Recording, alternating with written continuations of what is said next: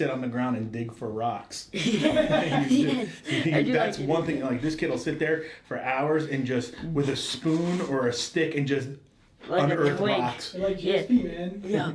I dug up this big rock that I thought was a dinosaur bone when I was like 5. That's what you could talk about at the end. So, I love digging up rocks. GSP loves dinosaurs, man. And he does all that. So. Yeah. So there you go. That's what you can talk about at the end. So we're gonna begin. So this is episode 9, right? And this is a pretty big episode for me because you guys, we'll get into the history, but let me introduce you guys first. So I have Chris and Liam Zeh. Chris is a longtime photographer, and what you do for work is a land surveyor. Right. Correct. Yeah. And then, which I think is so interesting because I have no idea what those guys do, and we'll drive on the road and I'm like, what the heck? Like, what is that guy just standing there for hours? We'll definitely get into that because I find that interesting. Yeah. And then Liam, you are a student, and I think you're going into, what grade was it again? 7th grade. Oh, 7th grade. Okay. Yeah. Yep. And you are a high-level BJJ competitor, high-level wrestler, and an all-around pretty cool kid. Right? Yeah, thank you.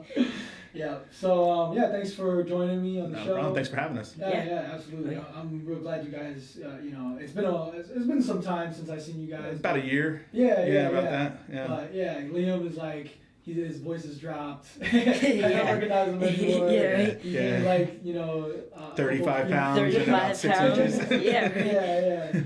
Yeah. He's becoming a man. So it's good to see you, kid. Yeah, good to see you too. Yeah. So a little history with us. So Chris and Liam, you guys started jiu-jitsu at Advanced, right? Correct. Yeah. Yep. So they started training with us, and I had the pleasure of being one of Liam's coaches for I forget how many years, maybe 4 years or something like that. Almost. Yeah. 4. Well, it was about 4. Well, almost 4. Oh, Yeah. wait, I thought it was a little bit more than 4. It was almost 4. Yeah. I started teaching. Well, I started seeing you when I was around a blue belt. Yeah. Yeah. So you got to see me up through my purple and then Brown. Brown. Yeah. Yeah. So I got the opportunity to watch you just demolish people. And evolve. As a competitor, as a kid. Lots of proud moments as a coach for me, and also just seeing you two, father and son duo. Yeah. It was a very good experience for me. Yeah. So I really appreciate that. Yeah, I'm glad you were part of it. Yeah, You definitely helped me out. Yeah. So I'm gonna break this episode into 3 pieces. We're gonna first start with Papa Bear, right? Yeah. Chris. And dive into your world with photography and all that kind of stuff, and then the second part will be the Cub, and we'll dive into your world, being a kid, competing, and going through school and doing all that stuff, and then the last part is where father and son duo, where you guys can chime in on different questions and stuff like that. All right, so that sounds good. Sounds real good with me, man. Okay, cool. Yeah, we'll roll with it. Yeah. All right, so first question. So Chris, you have a job, being a land surveyor. I've always been intrigued by that. I never understood why guys stand out there and do what they do. It looks like they have a special piece of equipment that they're looking through. Yeah. They have, there's all different aspects of land surveying, Okay. The work I've done over the course of 24 years spanned a whole variety of aspects of surveying, land surveying, from big boundary surveys on farmland that turned into major subdivisions where you're establishing boundary lines, and then actually going in and telling them where to put the roadways and the septic or sanitary systems, the storm systems, and then eventually laying out curb lines and houses, and then breaking down the lots individually and establishing their future boundary lines. Yeah. And then there's, highway work where you're dealing with road reconstruction, public right-of-ways, widening of roadways and going into existing right-of-ways, and land grabs. A lot of people don't understand that their property doesn't end at the curb line. Oh, I see. There's usually a public right of way that allows for road expansion, underground utilities, so people can come freely, utility workers, and if there's a problem, to work on those utilities without having any kind of repercussions of trespassing or anything like that. I mean, they do allow people the they do give notification before they come, but in the end it's like, well, you have to maintain the frontage of your property, but in essence it's the public property there, so people can walk and everything like that. Oh my gosh. So like in a real estate perspective, right? Like whenever you're looking at land, it's like 1 acre or 2, and then you mark off where it's your property versus your neighbor's property. Right, and that's what like land surveyors. Pretty much. So what happens? You go to the county building. You get your deeds, your filed maps if they're filed with the county, and you establish the boundaries based off of prior information. When that development was created. I mean, there's some, when you get into the older properties with farmland, those deeds date back all the way to like the 1800s sometimes, and the language in those deeds, is a little different than we see now. It's like, where they're dealing with chains and links, to stones and all the stuff, where nowadays it's like, you're talking about like, you're actually talking with feet, not chains and links. So, it's interesting when you come into that and seeing the history and how surveying has changed over the years and how things are done. But currently with the work I do now, I don't deal with the real estate stuff. Well, that much anymore. More like the road. I mean, I know I've seen a lot of your photos. Yeah, it's more of government jobs now because I work for a company that's an in-house consultant for the Port Authority of New York and New Jersey. Oh, okay. So now, we oversee all the tunnels, the bridges, all path stations, Newark Airport, Teterboro, and Stewart Airport also. So, if there's a runway rehab, we're out there doing topography surveys on there. So for future milling, they know how much material to bring back in. Wow. Okay. Path stations, I'm on a project right now where they're doing their realignment of some rails at the Harrison train station because I saw the photos. Yep. Yeah. So, so we're out there making sure that trains don't interfere with one another or any other obstacles out there, because now that the new platform is in, they got to make sure everything's rolling right. And then, the bridges, they're always working on the bridges, as everybody knows. They get all jammed up with traffic at nighttime sometimes. Tunnels, the same thing, Lincoln Holland Tunnel, Usually when there's one lane closure, it's because we're out there doing survey work.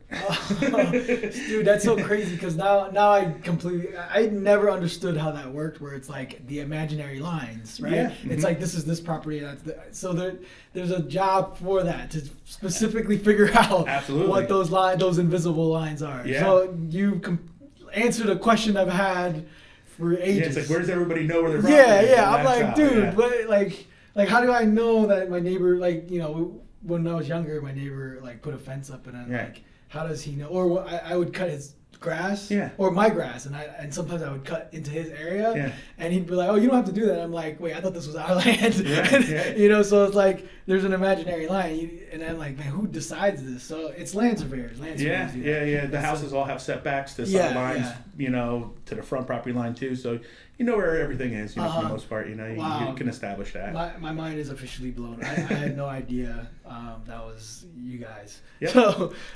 So I see a lot of work that you do is overnight. Yep. I don't think that wasn't always the case, right? Not always. Okay. A lot of my work was primarily during the day, but especially with dealing with the rail side of the Port Authority, you can't really affect commuters. I mean, commuters, that's their bread and butter, and you can't really affect service. I mean, sometimes it is affected because just for rights to get onto the tracks, but the majority of the time it's overnight work because that's when there's less commuters, less impact to the system in general. So tell me about that tool then. So the tool that you're probably speaking of is the total station. Okay. It looks like a camera device. It's like a tripod thing with it's like a scope. Yeah. So there's two things, or actually the three things that could go up on top. of it. You know, the one that you're probably speaking of is a total station. Okay. Sometimes a man's behind it. Mm-hmm. You know, and what that thing actually does is it measures angles and distances.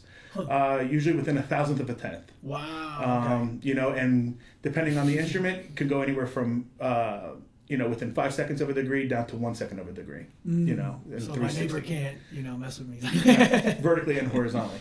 And then there's some other things that you might see on there is like just a level, just a regular peg level, and you know, to make sure that, you know, everything's level and you're doing your level runs, your bench runs, and making sure everything's where it's supposed to be vertically. And then the other device, which you probably never saw but we use quite often, is a 3D laser scanner. Whoa. And it's about this big, about that tall, and it spins 360 horizontally and vertically, and it takes millions and millions of locations within like 2 centimeters. Wow. And what it does is you bring it into this program called Cyclone, and it brings up a 3D rendering of everything you just, what? Dude, that's nuts. located. Yeah. So how much is that piece of equipment? I think it's about $145,000. That's insane. Yeah, $145,000. We've scanned the George Washington Bridge with it. We've scanned pretty much every PATH facility, airports. We've done accident investigations for Dude, Port that's Authority awesome. Police. Yeah. Yeah, and it's awesome. I mean, it really is a great tool to use. Like because there's sometimes you just need so much information. Like we had to do a utility survey next to the George Washington Bridge, and if you've ever taken notice to the walls on the George Washington Bridge leading up to it, there's a lot of conduit. There's a lot of wiring there. Well, to do it conventionally, the old school way, where you have to actually hand draw it, sketch it, label it, get each individual line with a location, with a man behind an instrument, you know, behind a total station, would take you forever. Yeah. So now what we do is we set up our targets, our scan targets, and then we actually just run the scanner. Dude, and it picks up everything. That's insane. Like the rivets on the bridge, everything. Dude, and you would get a beautiful picture, a beautiful 3D rendering of what's out there. And you can produce a great drawing. Yeah. And you know, a good deliverable to your clients. So. Dude, that's awesome, man. Yeah, it's nice. So, going back to you staying, you know, overnight, you know, I always think about you being, you know, Liam's dad, and just he's constantly going to another place and another place and another place. How do you not like fall over and die? I don't know, man. You know, there's days where I thought I was going. I'm gonna be honest with you. Yeah. You do know, you drink a lot of coffee? No, you know, that's one thing I tried to get away from in the beginning. You know, coffee was definitely a vice of mine. You know what I mean? Like it became, you know, I felt my adrenals going. It was really bad. Yeah. I had to get off of it. And then, you know, I went to the doctor a few times because I wasn't feeling right. I had a lot of blood work done and was finding that my vitamin levels were way off. My Bs were in the tank and everything like that. So I was like, well, there's my energy. You know, Bs, you know, give you a lot of energy. So I started supplementing with B vitamins, and now I do every day. Yeah. I don't take the multi. I take B and D, and that's it. Right. Yeah, exactly. D also, because my D was in the tank as well. So, you know, since I've been supplementing that now for a while, I've been feeling better. I'm not relying on coffee anymore. I've changed over to teas. I like green tea, red tea, you know, black teas, stuff like that, you know. Not as much as coffee, you know what I mean? But, you know, it helps. The other thing is, too, like, my work schedule overnights, you know, it's 10 to 6:30 in the morning. Oh, wow. So it's pretty good. So what I'll do is I'll come home, you know, I'll leave work about 6:30, get home around 10 after 7, and, you know, I'll wind down a little bit, shower, and then just put earplugs in. You know, shut the blinds, and I'll go to sleep. Yeah. And if I could get like 5-6 hours of sleep, which will put me somewhere around 2-3 o'clock, hopefully. Oh, that works. Then I could get up, and then I could function. You know, I could bring them around. Yeah. There's some days where, you know, life is there. I have to get stuff done. I have to do errands. You know, with my wife, her work schedule also can be hectic. You know, sometimes she's, you know, leaving her office at 11 o'clock in the morning to go to Red Bank. She's not getting home till 10 o'clock at night. You know, and somewhere in between, something has to get done. You know, so. You know, I'll come home from work, and, you know, in the morning I'll run those errands, get them done, and then maybe I'll be getting to bed at 10:30, 11 o'clock in the morning, and then I'll sleep till like 5, 6 o'clock. Yeah. And at that time, you know, maybe have a friend drive them to a practice, or, you know, I'll get up early enough to where I could get them to either wrestling or jiu-jitsu or something like that. But that's awesome. So it's a juggling. It's finding a balance. You know what I mean? It can be stressful, but you know, at the end of the day, it's you know, it's supporting of the kid. Yeah. You know? I hope you understand, man. Your dad grinds, you know, just for you. So, that's awesome. So, now, getting into your photography. Yeah. I mean, I have a piece in my bathroom that's yours. All of my dining room is Liam. One of them was your photo. You took a photo. It was like a seashell one. Yeah, that was when I was like 6. Yeah. It's a good photo though, right? So I took it with a point and shoot. Yeah, that's funny. Yeah. And then I'm assuming does like your land surveying played a role into your photography? Or? Actually, no. No? Okay. No. Well, actually, it did, because land surveying, my work, it can be stressful. Yeah. So it helped me find a way to release my stress, other than working out and all that other stuff, right? Yeah. I needed something a little bit more. Because you take beautiful photos. Thank you. Like whenever you're at the site, it's like a dude. Oh, when I'm on site. Yeah. You bring your camera with you. Yeah. Well, I use usually just my Samsung. Oh, that's it, okay. Like I love my Samsung. I bring it everywhere. Dude, they're so nice now. Like the cell phones, they're like so. They're perfect. Dude, they're so far ahead. I love it, man. So it's like, instead of bringing my DSLR with me, which I would do sometimes. It looks like that. Something. I know. I just trust on my camera phone. I'm like, let's get it, and that's it. But no, so the stress with the job from like the previous company I worked for before I got involved with Port Authority, we had a little bit more time constraints. It was more in the real estate market where there was title closings and things had to get done, and when the market was picking up, you'd have like 8, 9 title surveys to do in a day. Oh, you know what I mean? Yeah. And working for a small company with not that many draftsmen to get the product out, it was like things were getting backed up a little bit. So there was a level of stress, because you had to get the work out. You know what I mean? Because these are people who are trying to move into their homes. And without that part of the closing, it holds it up. So it was stressful. So I had to find a way to do it. Now, when that started happening, Liam was about 2 years old, maybe a year and a half. He wasn't even really walking yet, you know. And what really got me into into photography was surfing. Yes. Right. Yeah. So when I was younger, I started surfing when I was like 10 years old. Oh, I didn't know this. Yeah. You take like beautiful surf photos. You do a lot of stuff at the shore, right? Yeah. So like I'm very ocean minded. I love the ocean. I didn't know this. I always did. And once my wife and I had Liam, with our schedules, I wasn't able to just go surfing like I used to be able to. I used to be able to say, "Hey, hon, I'm gonna go surfing. The swell's up. I'm gonna go catch up with the guys, and I'm gonna go catch a couple waves. I'll be home. We'll grill or whatever. Or I'll bring something home." Those days were gone. But I need. It's your fault. but I needed to be connected to that. Yeah. Still, you know what I mean? So I was like, you know what? I always wanted to get a camera. I always wanted to do something. I said, what better excuse to get a camera than to take pictures of my cute kid? Down at the beach. Wink, right? So what happened is we got I spent some money, got some gear, right? Went down to the beach, and I would bring him in his little car seat and walk him out on the beach out on his like little wagon, with the big beach tires, and set him up, put him in a little dome, and the swell would come, and I couldn't be out in it, but I could photograph it. I could capture it. I could still get that same enjoyment of hooting for your buddy that's getting spit out of a barrel or blasting a big air or something like that. I still get that same excitement as being out there, through photography. And honestly, like as fun as it was for me to catch a wave and have that feeling. The feeling of seeing my friends' like enjoyment of actually seeing themselves captured, where they've never seen themselves captured before, was enjoyable to me. It turned into like almost a therapy for me. You know what I mean? And a lot of people were just like, well, you have a good eye for photography. You're good at it. Why don't you make that your profession? And I'm like, no, because I don't want to hate it. I like it right now. This is my therapy. You know what I mean? So as time went on, and swells weren't coming. We do live on the East Coast. There's windows for swell, and swell's not great all the time. I had that longing to be out there behind the camera taking pictures. Wow.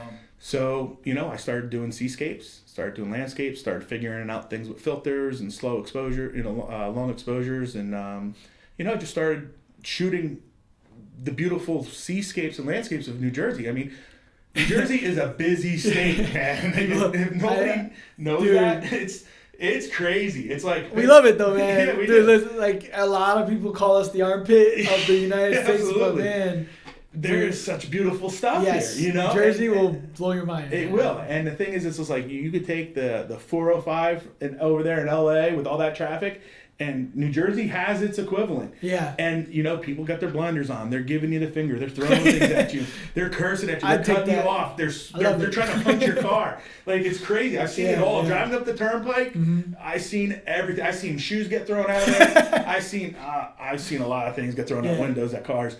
But nobody takes the time to see what's around them. You know what I mean? Yeah. And so until you actually make a point to remove yourself from that element of New Jersey, of that commute, and actually seek out what's there, which is really not that far away from you, you're going to see the beauty in New Jersey. Yeah. You know what I mean? And that was me. Like that's what I wanted to do. I was like, you know what? Everybody's like, oh, Jersey's got the dirtiest water. You know what? Come down there and check a sunrise. Yeah. You know what I mean? Yeah. Like that. Those beaches are beautiful. You know what I mean? When you don't have all the tourists there and everything like that, and it's peaceful, the only locals you got there are the birds. You know what I mean? So for me, that's therapeutic to me. You know, capturing the beauty of where we live, knowing that there's more to it than just people yelling in traffic. You know what I mean? I think when people think of Jersey, they think of when they land in Newark, and then they see all they see like it's like Budweiser, and then like the Elizabeth with all the sulfur mines and everything. Yeah, all that stuff, all the sewage plant. Yeah, you see like roll the window down, you're like, yo, for the ports and all that stuff. You know, to unload the ships. But there's so much more to it, you know what I mean? Yeah, so my fiance, she lives up in upstate. Well, she calls it like the suburbs of New York City, but I'm like, no, you live in upstate New York. So if it's north of New York City, you're in upstate. So she lives, you know, kind of far away, like 90 minutes away. So we meet up in the middle of and we meet in North Jersey. Dude, I didn't know. I was like Boone, I think it's called Boontown or Boontown. Boone. Dude, that place is beautiful, man. Yeah, you know, there's like so many places all over Morristown. I had no idea. Yeah, they had like the mill there. Yeah, Morristown is beautiful. Dude, it's it's so super nice over in that area, which I've never even discovered these areas before. Yeah, and I'm like, you go to High Point up in Sussex County. I have to check that out. Ramapo parks, you know, up in Ramapo Mountains and all that stuff. There's all kinds of parks up there. You go to Hucklebarney State Forest. Yeah. They have beautiful waterfalls and beautiful hikes up there. Dude, we have so many beautiful hiking places. It's crazy. Even here in Somerset County, I mean. Oh yeah, the 6 mile one where you guys like ride your bikes. You know, we go there with B-cats. You know, we ride our bikes and we'd sit there and B-cats would be like, yo, there's a deer, watch out. There's like, there's like a herd of deer right there. And it's just like, there's like a raccoon just chilling on the side of the dirt trail. Yeah, it's crazy. You know what I mean? Dude, so like, there's so much stuff right here, man. Yeah. And it's like that's what made me go out and just start capturing. You started like getting networked and all this stuff. And, dude, I remember this photo you took at gym. You get like the ringside photo. Yeah. Dude, that was one of my favorite photos. I'll probably show it, but like it's Jimmy knocking the dude out, and he's just laying on the rope. He's just chilling on the ropes. In black and white, right? Yeah, it was Zadie Morris. It was one of his last fights at the Capitol, I believe, if I'm not mistaken. That was a beautiful shot. Yeah, thank you. You know, I'm grateful for that because Jimmy, you know, I trained with Jimmy for a little while in Muay Thai. But, for those that don't know, Jimmy, Team B52, he used to be my Muay Thai coach. When I started doing Muay Thai, like I was really soft, like I wasn't mean, you know. Right. And then when I trained with Jimmy for my first fight, I was like, I got really like rough, and I was like, okay, I get it now. He brings it out of you. He brings it out of you. He's a good coach with that. Man. He makes you find that in you. He brings it out. But so with Jimmy, you know, training with him. And me starting with the photography, it was good because, you know, I mean, Jimmy's got a personality. So, you know, getting his pictures there. There's nobody like Jimmy. He's an excellent fighter, you know, and, you know, being in the fighter's room while he's getting his hands wrapped or just preparing, he's very intense. He's a very focused human being, you know, when it comes down to not that fighters aren't, it's just that knowing one side of that person and then seeing them when they're ready to perform their craft. Yeah. That shift. He changes. Yeah. It's like literally like his eyes go black. Like he's focused. He's literally in like kill mode. Like he's ready to go and do work. Yeah. And he does. I mean, he's a scary man in that ring. You know, and he was a great person to photograph. Yeah. Like I had a great time photographing him.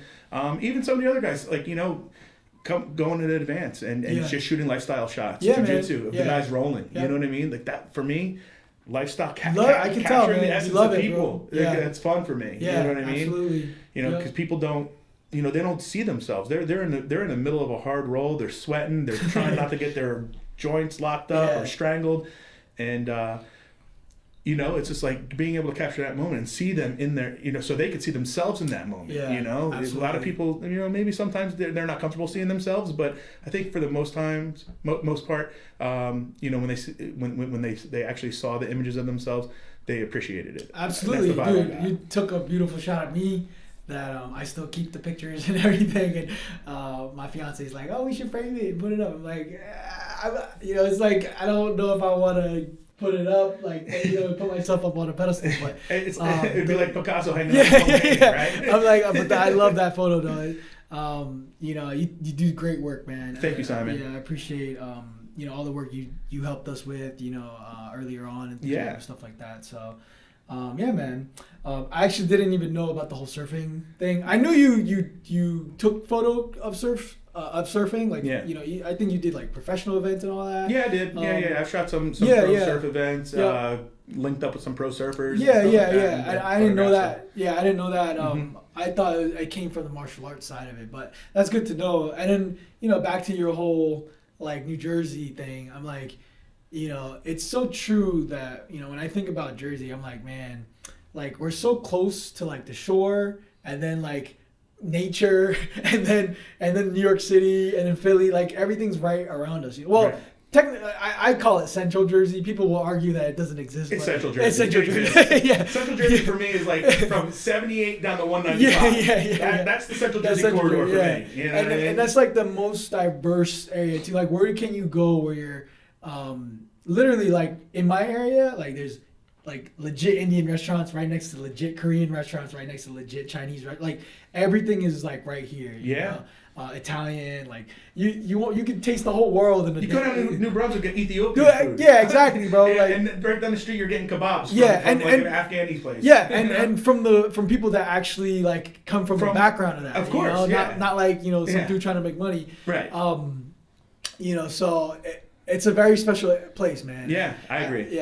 So, New Jersey, we love you. It's a love-hate relationship. Lower your taxes, make things more affordable. Lower your taxes, and people need to stop doing rubbernecking. Yeah. It's like you get it. Oh yeah, and I think that's a New Jersey term too, where I don't think other states call it rubbernecking. But if you're not from here, like rubbernecking is when there's an accident.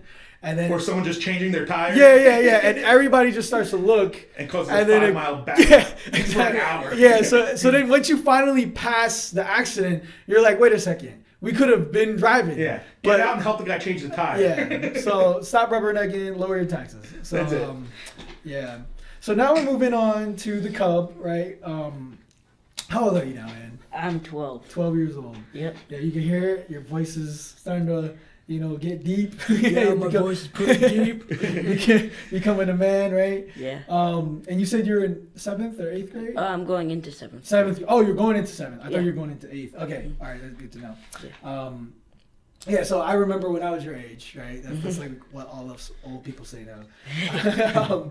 One day dude, back right? Yeah. I was in 6th grade. I think I was just like this fat kid that was playing video games, eating ice cream. Hanging out doing nothing, right? I'm like, don't get me wrong, I do that stuff. Yeah. Well, you do that stuff, but you also, I know you're a very good student, right? I think most people that do follow you on Instagram and stuff like that, which I'll, if you don't, if you want me to, I'll share it in the description. Yeah. But they know from a social media standpoint that you're a medal-winning BJJ competitor, killer, right? Yeah. But then you're also a high-level wrestler that I think is not as shined as greatly as your jiu-jitsu. Yeah. But your wrestling is sick as well. Yeah, thank you. So while you're eating ice cream, being fat, playing video games and hanging out with your friends, you're doing this other thing where you're also competing at a super high level. Yeah. And then, you're a kid, so you're doing things with your family. Yeah. You're probably hanging out with your parents and your cousins or whatever. Mm-hmm. And then you have a one-eyed cat, Barry, that you have to take care of. Right? Yeah. So how do you do it all? Like at your age, right? When I was there, I was like struggling with just, you know, like, oh man, I like this girl, and like, you know, how am I gonna talk to her, like, and not doing anything else, you know? But you're like doing everything, you know, like I think one of the most that a kid could probably do, you know. What helps you do it? Like, how do you get that done?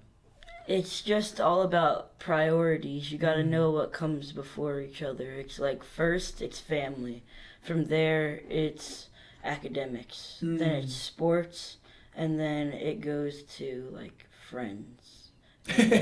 Friends are always at the bottom. Or, like, other things. Yeah, no, I got you. Yeah, because your friends are going to get you through life. Yeah. It's about... And your friends change. Yeah, they do. It's too, like... So. You could have one friend one day, and then the next day you guys don't even talk to each other. Absolutely. So it's all about prioritizing everything. So you got to know what's more important. So for me, to get me through, out of all the things that I do, I just have to have like a set schedule that I stick to like every single day. Yes. You know, it's funny, Ron talked about that. Oh, it's really? Consistency. Yeah. Sticking to a schedule. Yep. And just doing it. Exactly. Yeah. So for me, during the school year, right, I'd wake up really early.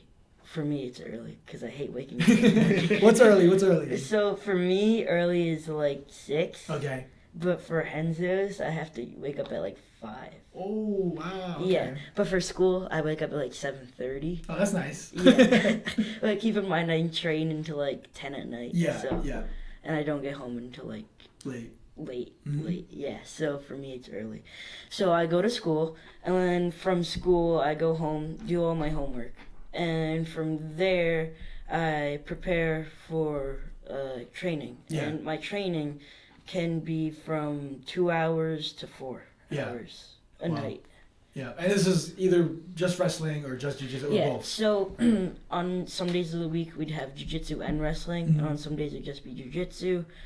And then it's never just like wrestling. Yeah. Unless jiu-jitsu is like canceled for some reason. Okay. Yeah. All right. So, even when you're doing tournaments for wrestling, like when wrestling season's around, you still training jiu-jitsu? Yeah, because I also have the big competitions that come with jiu-jitsu.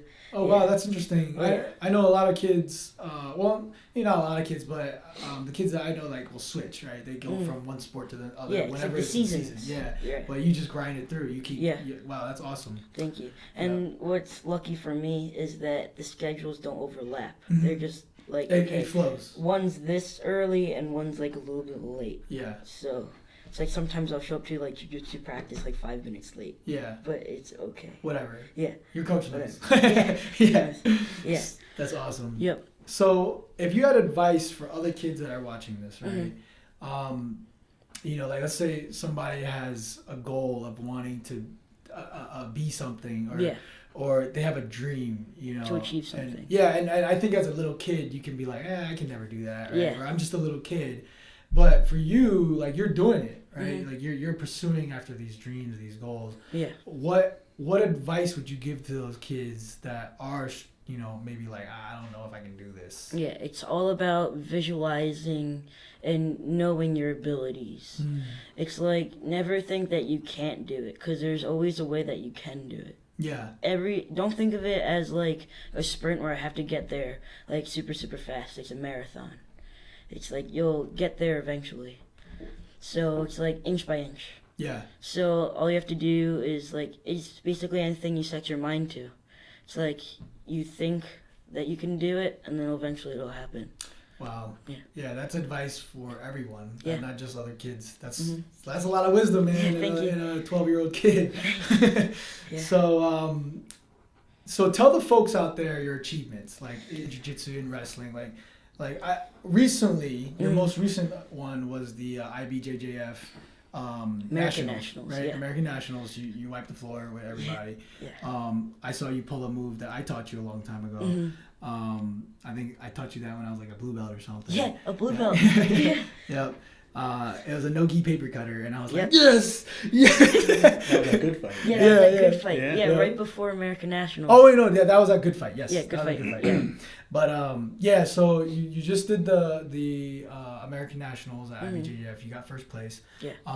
What are like, I guess, go through your resume. What are some things you've achieved? Okay, so when I just recently won the American Nationals, that was my second time winning that. So I won it in 2017 and in 2018.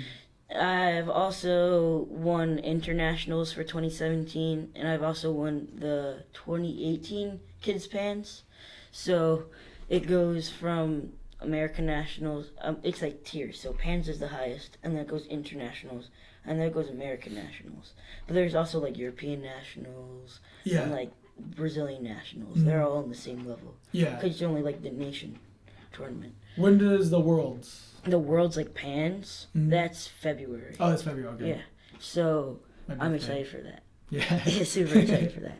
So I just recently won 2 times American National. I won International Champion and Pan Championship. Wow. And then in wrestling, okay, so I'm currently the Central Jersey Central Jersey Youth Wrestling League. Central Jersey Youth Wrestling League champion. Wow. 95 pounds. Yeah, 95 pounds. So that was the season that just passed. Yeah. And you trained at CJA. CJA and what's your school for East wrestling? Brunswick Rec. Oh, East Brunswick. Okay. Yeah. Yeah. So shout out to East Brunswick Rec and CJA Wrestling. Gene Lazar. Yeah, that Gene program. Oh yeah. Yeah, he gets on. They got a great program, man. Oh boy, killer program. Gene is like. Man, I can go on all day. Yeah, talk about yeah. Gene. He's like the John Danaher of wrestling. Yeah, he's the man. So, and then in states, so I've qualified both years for it. My first year, I couldn't go because I got an injury. I had to get like 12 stitches in my lip. Yeah.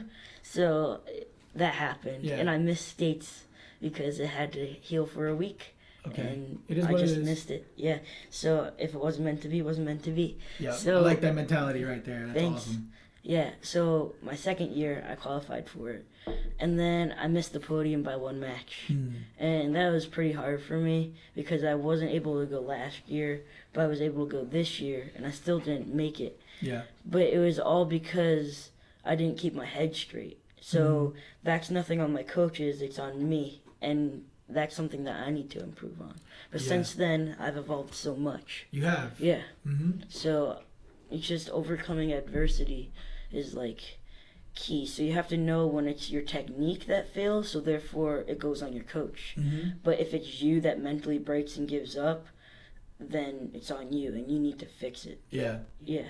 Wow. So yeah, it's so crazy listening to you because you know, I mean, we're gonna get into like, you know, your you know, as many wins that you've had, you also have lost. Yeah. You know, and you know, there's plenty of times where you could have quit or just been like, I don't want to do this anymore.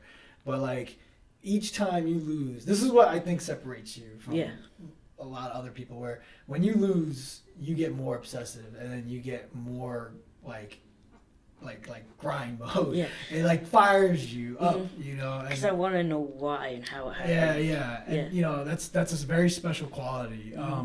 So before we get into that, I wanted to ask, what do you give credit to with your accomplishments outside of you just being a beast? But like, so like who?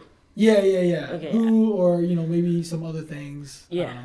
Totally give it to my parents because they're so supportive of me. They're my, like, the reason why I go wherever I go. Like, they get me to where I need to be on time and everything like that. And I want to thank, like, my 2 professors, Garry Tonon and Gordon Ryan, because they've given me so many great opportunities in just the short amount of time that I've known them. Yeah, and I want to thank all my teammates, past ones, current ones now. You guys are just amazing. You guys help me excel in everything I do, because it's like you guys are adults and I'm a kid, and you guys give me the time of day. Yeah, it's like that's what helps me improve myself. A lot. So why do you love grappling so much, and what made it your dream to be the best? Like how did that spark? How did that even happen? Okay, so it's kind of hard because I don't know why I love it so much. I just love it. Okay. So it's like I've done a lot of other sports like baseball, basketball, BMX, soccer. I didn't know you did BMX. Yeah, I did BMX. Yeah, it was because his friend's son is really into it. He does it like professionally now. Oh, okay. He's my age, and I was like, oh, I want to try this, so I tried it. I didn't like it. Yeah. So all those sports, I was like, it's fun, but it's not like for me. It's like not what I really like to do. And then I remember seeing my dad do Russian Sambo. Oh, that's right. Yeah, you did train Sambo. Oh, by the way, Chris is a blue belt in jiu-jitsu, and then I remember you did Sambo, you did Muay Thai, So I remember used to seeing him do all that stuff. I was like, oh, I want to try that. Yeah. So I tried it, and I did my first class, and I absolutely loved it. I thought it was the most amazing thing in the world. That was with... that was with Brian. Brian. Oh, it was Brian. Oh, the Sambo? No, he never did Sambo. So what happened was, he wanted to try it, and I was like, at that time, he was 7 years old. Yeah. And I'm like, man, I don't think Sambo. Combat sports is for you, buddy, He's a little kid, He didn't have that edge about him. You know what I mean? So I was just like, I don't know. He's like, I want to do what you used to do when I used to watch you sitting in my car seat. And I'm like, well, I said, Oleg's not going to treat. Oleg Savitsky. He's the one that taught the Sambo. Sambo, right? So I said, I can't take you to him. I said, but I know Brazilian Jiu-Jitsu, and Brian Katz over there in North Brunswick has got a kids program. I'll bring you over there. I said, I know he's good. Yeah. So I brought him over to Brian, and first day, this kid, I literally just like a week and a half ago, I watched his video of his first day at class. Oh, wow. And he was running around in a pair of surf trunks. I remember that. You were there. You were his uke. Yeah, I remember. For that class. Yeah. So that's where it started over there, advanced. And I just loved it. And it was just like, it's like, that feeling when you do something you really love and you just feel like that warm feeling inside you, you're like, this is what I want to do. Yeah. For me, that's what happened. And then from there, I eventually kept on doing more and more classes. And once I got my first promotion, I was so hooked on it. I was like... It's like a drug. It's it's just like me seeing like past all the other white belts with no stripes. I'm like, yeah. I was like... Oh yeah, here we go. So eventually, as I went up the ranks, it just became more and more like good for me. And just seeing like, those big wars that you have with your teammates, like live rolling and stuff, just brings you together for that bigger bond and stuff. Yeah. It's like, for instance, one of my teammates, Pharrell. You remember? Yeah. We did a 20-minute straight live roll. Wow. Yeah. And we both like threw up. Yeah, you guys throw up a lot. Oh yeah. Yeah. Well, it was like 98 degrees in the gym too. Yeah, and no air conditioning. Yeah. So it's like those kind of things. It's just like the bond that you grow between your teammates. It's like even though when you go out for competition, your teammates don't go out with you, it's just you. But you technically have them all on the mat with you because they're all up here. Yep, exactly. So it's just like the bond that you have, learning new things every day. I love like learning. It's like my brain's like a computer. Keeps on going and going. So that's why it takes me like forever to go to sleep, because it's like I can't stop like remembering what I did throughout the day. I'm the same exact way. Yeah. I just sit there like this. Yep. The whole night. Yeah, sleep has been my biggest downfall. Me too. It's like, just go to bed. It's like, I'm so tired, but I'm not going to sleep. Yeah. Wow. So, we're going back to the, the tough times. Like, a lot of, I think especially now in this generation, whenever like you see now, even with adults, man, it's like, you meet some opposition and your first reaction is to like just quit or run the opposite direction. This isn't for me. Yeah, or complain and make excuses, right? Blaming on the other person. Yeah. I know like if there was lots of kids in your shoes, if they face the same type of thing, even adults, right? Yeah. Their first reaction would be like, I ain't doing this no more. Yeah. Right? The breaking of the ego is too detrimental when they take a loss or whatever, right? But you're definitely not like your peers. Like you are quite different. And as many times as you've won, you've also had significant losses through your life, right? And you're only like 12 years old, you know. So you're still learning, still growing, still gaining experience. Yeah. But even with that, like, you keep going, right? And it's like, I think something that I've liked to get out of this, you know, show is to figure out, like, everybody I've interviewed has faced a challenge at some point in their life and could have quit, you know, but they kept going, right? And then they're all in this situation that they're in today, right?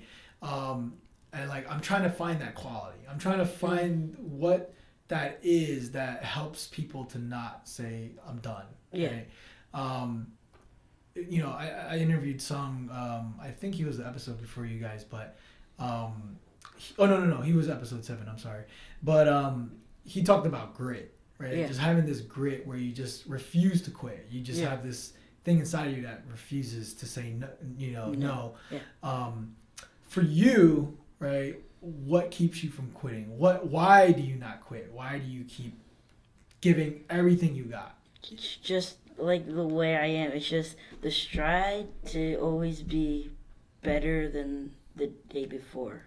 It's just like always learning something new, always trying to be stronger, smarter, like more focused than before.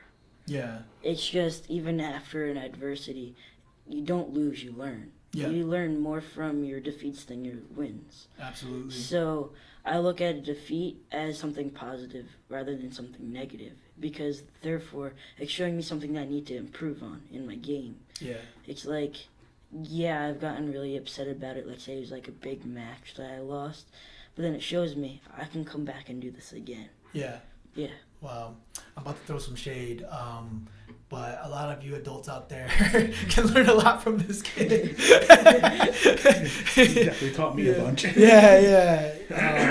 You know, I know for myself, watching you grow has helped me to actually face a lot of adversity. I'm like, man, I have no excuses. This kid, he's like a little kid, a little booger.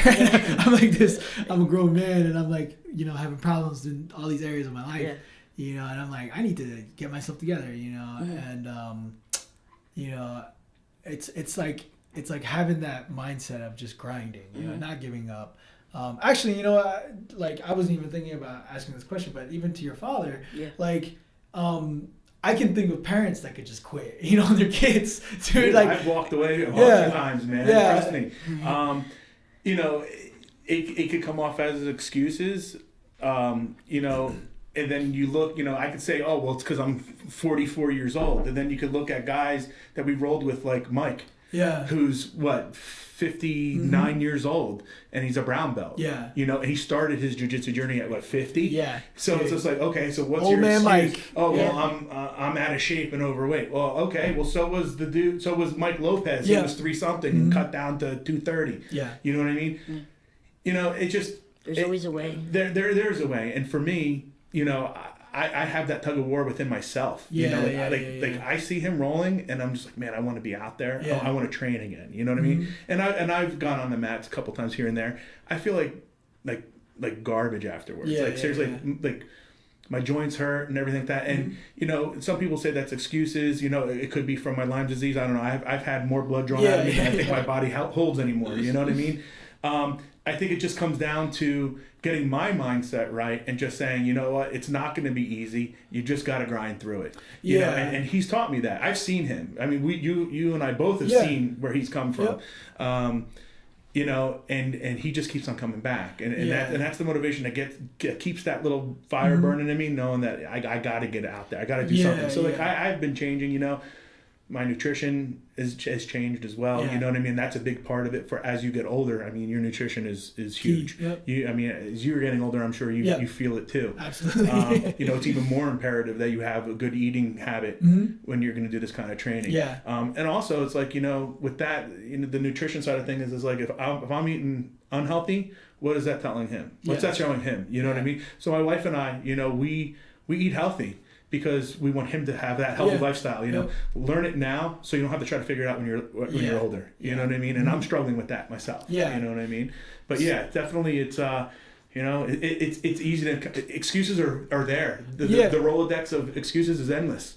you know, for adults. And, it's you know, true, man. You know, but there's different breeds of people that just, you know, that are hungry for that constant challenge, that constant go, and you know, not everybody has that, you know, and I'm one of them. You know what I mean? I'm definitely one of them. Yeah. Well, yeah, that's good that's you know, awesome.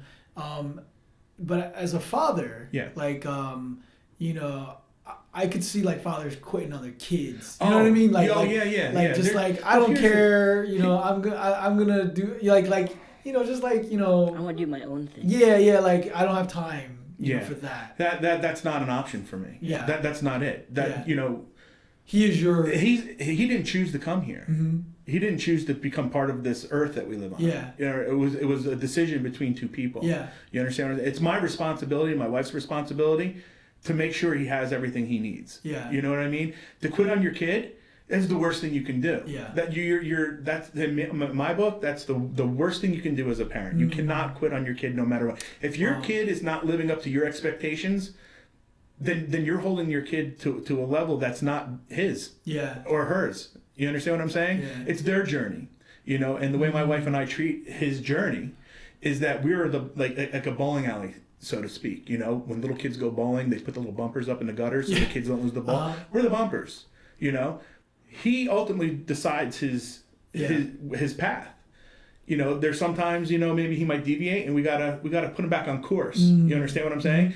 But never once would I quit on him. You know, there's a lot of times, you know, where when he was a younger kid, you know, and we were cross training, you know, trying to get that role because he wanted to compete. Yeah. For over a year, you know, going up to the city to Unity, he was food for those kids. He was going up there, coming out of there bloody. Yeah, beaten up. Yeah. Black and blue, crying on the way home. You know what I mean? And this is a 9-10-year-old kid. Some people will be like, well, why do you put your kid through that? Well, you know, this is something he wants to do, you know, and then there's a balance, you know. There's times where I was second guessing, like, man, maybe this isn't for you. You know, maybe jiu-jitsu isn't for you. Maybe this combat sport isn't for you. And, you know, I said, do you want to do it? Yeah, I still want to do it. I said, well, don't do it because you think you make me proud. Yeah. Because whatever you do, I'm proud of. You know, if you want to walk away from this, you know, that's fine. You know, maybe it's not for you. Yeah. I'll support you in that, you know. But in our house, it's like, you know, you have to have you have to do some kind of a sport. Yeah, I want you to be active. Yeah. So whatever you choose to do, we will support you 100%. If you want to go and ping pong, fine. I'll find somebody to teach you ping pong. Yeah. I can't play ping pong, but if that's what you want to do, that's cool. Whatever you want to do. You want to swim? Fine. Whatever you want to do, I'll support it. And that, as a parent, is what you need to be. Yeah. You know, there's parents out there that'll just drop and go their kids. They're not involved in it. You know, babysitting. You know, they treat it as a babysitting service. You know, some sports, you know, drop them off at the baseball field, basketball court, you know, soccer field, jiu-jitsu, or wrestling. You know what I mean? And then when their kids aren't performing, they're yelling at them. Yeah, I've seen it firsthand. You know, as an assistant coach with wrestling, coaching him through jiu-jitsu, I've seen it, man. I've seen parents pick kids up by their neck because they lost at Naga tournaments. Oh yeah, I've seen it. What are you teaching your kid? You know what I mean? Like that. So. To quit on a kid, that's not an option for me. I think that's just a cop-out, man. You know what I mean? It's just like, separate yourself from your kid. Learn his sport. If you've never done, like, I never did any kind of grappling or anything like that as a kid. You know what I mean? I did baseball and football. You know, I was a mainstream sport kid. You know what I mean? Never wrestled or anything like that. I didn't get into it until later on in life. So I studied the art of jiu-jitsu. You know, when I got into Sambo and he started doing jiu-jitsu, I started studying. I started watching it, you know, filming it.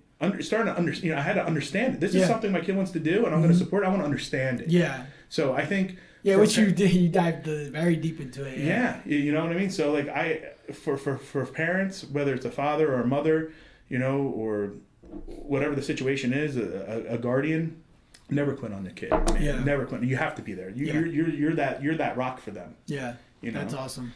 So, like, his dedication, it's like if you look on my saved videos for Instagram, if something ever happens to him, my whole entire jiu-jitsu base is on Instagram. We go through and we find, like, technique videos and all this stuff. I have thousands of clips for jiu-jitsu moves. It's crazy. That's awesome, man. So, next question. What is your ultimate goal with all this? What do you want to do, you know, as you approach adulthood? Is it like MMA, opening a gym, continue to compete, and maybe get a red belt one day? Like, so I'm looking to do all those things except for MMA. Okay. I don't like it. You don't like, you want to get punched in the face. I honestly don't see. You got a handsome mug. Exactly. I don't want to ruin this. All right. For me, I don't see the point in MMA. It's like, okay, you're gonna get punched, and the guy's gonna pull guard and try to break your leg. It's like, are you gonna stand up or sit down? So for me, I really want to open a school. Right. Yeah. I'm already looking at stuff for business. Oh wow. Okay. Yeah. Like I'm watching TV shows, YouTube videos, like for high school. And next year in 7th grade, there's a course for business. Yeah. I'm going to take that. I'm going to do business in high school and college. That's awesome, man. So I'm looking to open my business. Yeah. And I'm looking to compete on the highest level for adult. Hopefully go to ADCC for adult and no-gi. And I'm going to try to do the highest IBJJF tournament for gi. And put myself out there. You guys heard it here first, right? We'll probably see that in the next couple of years. And he'll be like, hey, look, he's at ADCC. Yeah, right? Yeah. So we'll see what happens. Yeah. No, I know. I mean, I know. Unless if some catastrophic happens. Exactly. Yeah. Then like you said, if it's not meant to be, it's not meant to be. But, if things continue, I have no doubt in my mind you will reach that level. So, all the best of luck to you. Thank you. So now, going to you both guys, even though we already did that, but officially, next question. So you guys have a really interesting relationship, right? Yeah. I don't think any parent-child relationship is really easy. But, if you look at a lot of kids, sometimes the parents are really not involved, or they have like helicopter parents where they're really super involved and it gets really crazy. And you guys are kind of like in the middle, right? Yeah. You're like involved, but you're not like crazy, or you're like, Yeah. It was a roller coaster, right? Yeah. You were finding your groove. To see like where we are. Work. Right. Yeah. And then I'm on a leash, but not a. Yeah. Well, yeah. You have what he says is he says two most important things, which I agree with. I thinking about it as well now is two most important things with your kids is one is loving them unconditionally, and then two is what was the oh my gosh, my brain just farted. Is unconditional love and structure. Yeah. Structure. So structure, just having a structure in your life and discipline. Basically, and just making sure that your life is structured and that you're unconditionally loved, and then from there, good things come. And you can tell in both of his kids, but so Chris is there. Liam knows, like, your dad has your back no matter what. 100%. Like 100%. Yeah. And then when good times are really good, yeah, it's been proven. Yeah. Don't mess with Liam, because then you gotta deal with Papa Bear, man. Oh yeah. He'll maul you. But so when good times are good, they're good, they're great. Yeah. And then when bad times are there, they're bad, right? Yeah.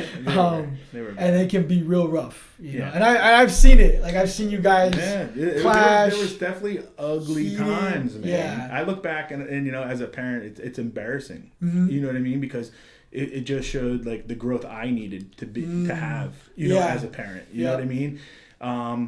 It's difficult, when you see. When you see your child struggling at anything as a parent, it's difficult. Yeah. You know what I mean? And, when you have an idea of how it can be fixed and, maybe you have not the best communication skills to get that point across for them to understand it. Mm-hmm. It can become frustrating. You know what I mean? With me, it was, I would talk to him from the time he was born. You know what I mean? I always talked to him like an adult. We never did baby talk. You know what I mean? It wasn't like, I plan on actually doing that. You know what I mean? Yeah. So like when he was able to talk, I talked to him like he's an adult. Mm-hmm. I treated him like an adult. I talked to him with, that respect, not like, oh, baby, don't do that. No, none of that. You know what I mean? I want him to be well versed in how he speaks. You know what I mean? So when the time came to like try to help him when I seen him having his issues. I would talk to him like an adult, but the problem is it was the mind of a child, and he couldn't understand it. And for me, I wasn't able to get my point across on a child level, and it became friction. You know what I mean? And it became frustrating, and you've seen it firsthand. You know what I mean? And it did get ugly, and it also came down to where I played the role of a coach a lot of times. A lot of his tournaments I was going to, I was the one coaching them, the majority of the time. Yes. So, I think even recently, like, you'll hear... It's so funny. You'll hear my voice. I'm like, okay, I hear Gary's voice or whatever, but I really hear Chris's voice. You'll hear me. I've definitely pulled back a ton. He reiterates what Gary says most of the time. The thing is, we all know Liam has a little bit of a hearing problem. My left ear is like half deaf. Yeah, seriously. Countless trips to the ear doctors. You know what I mean? So it's like people can project their voice. I can really project my voice. Like there's no problem with that. So like I'll reiterate what their coach is saying. If Liam's not doing what the coach is saying, it's usually because he can't hear. Now when wrestling comes and he puts on the headgear, it's even worse. Yeah. You know what I mean? So I really have to yell and help out the coaches because they're screaming all day long for kids. Yes. You know what I mean? Yes.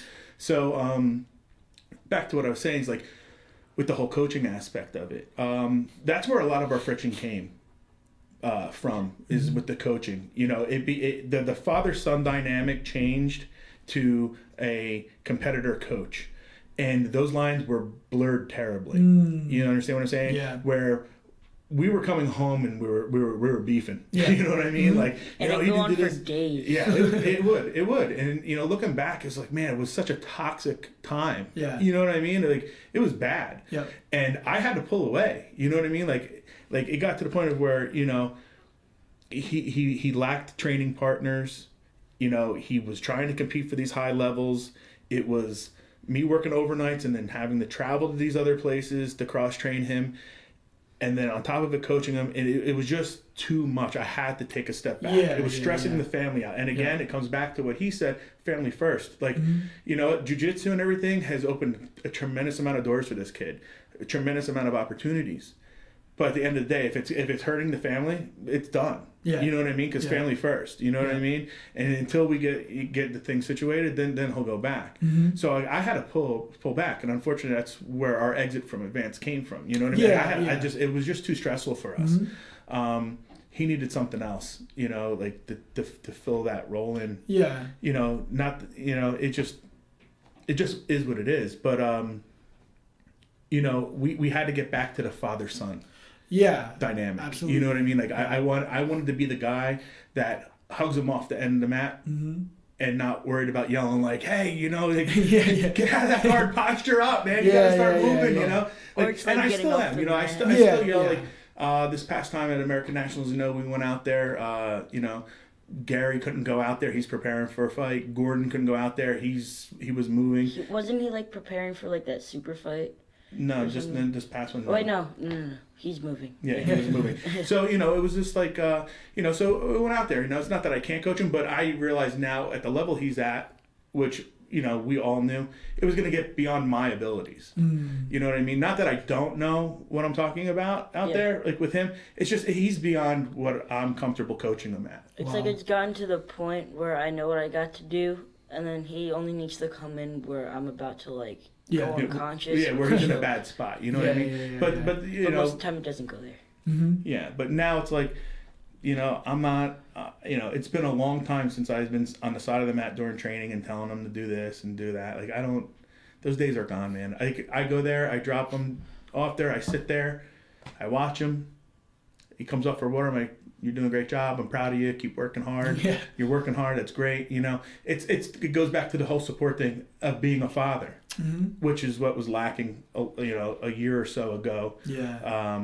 When I was playing the coach role. Yeah. You know what I mean? It was just like, well, you could do this better. You could do that better.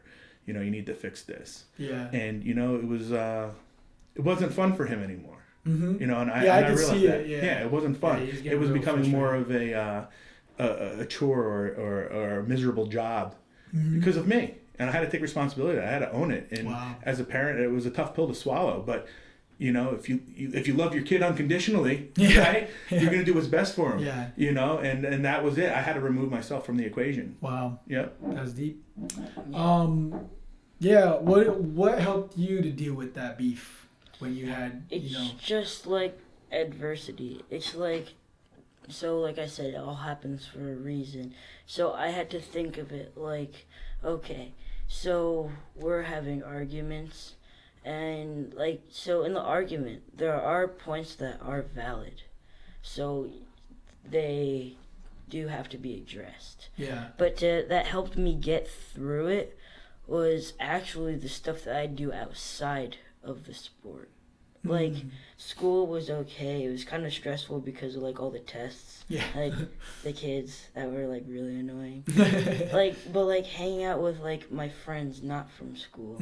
Like, sometimes it's even, like, jiu-jitsu friends. Or just playing, like, a video game or something. Yeah. Just to, like, get my mind away from, like, jiu-jitsu. Or just, like, going outside and just, like, walking down, like, the Milltown, like, park area and walking down like by the pond and stuff. Yeah. Just like seeing that stuff like peaceful. Like he has photography.